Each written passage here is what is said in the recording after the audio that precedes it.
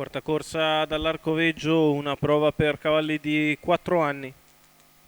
Sono in 9 dietro le ali della macchina con il numero 1 Daisy Pan, Salvatore Valentino, 2 Dr. Adri, Adrian Gioni, 3 di Wigio, Mattia Ricci, 4 Diottria, Roberto Vecchione, 5 Deniro B, Francesco Facci, 6 Dorotea Trio, Marco Stefani, seconda fila 7 Detta Lenni, Enrico Stefani, 8 Dolce Vita Col, Carmine Piscuoglio, 9 Diamond Horse, Maurizio Cheli.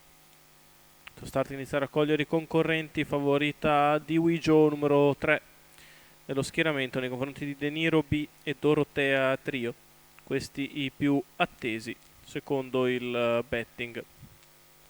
Tostar che guadagna velocità, entra addirittura, si prepara allo stacco. Partiti, e Dorotea Trio cerca di scavalcarli tutti dal 6.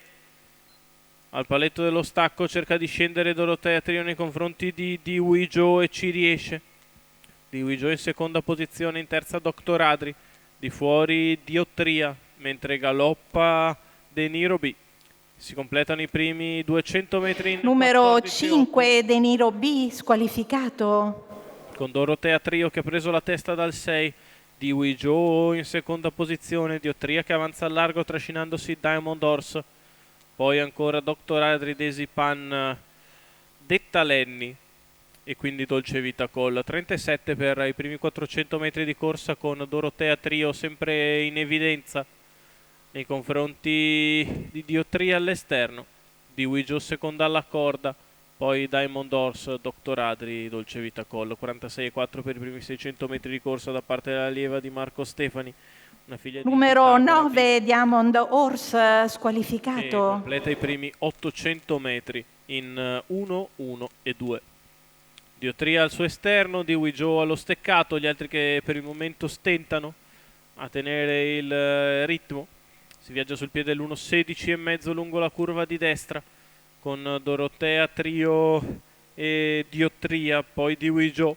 Questi tre un paio di lunghezze avanti a Dr. Adri che cerca di non perdere il contatto, cerca di ingambarsi invece Dolce Vita Col. Intanto però Dorotea Trio continua a viaggiare bene in 1200 in 1,31,9.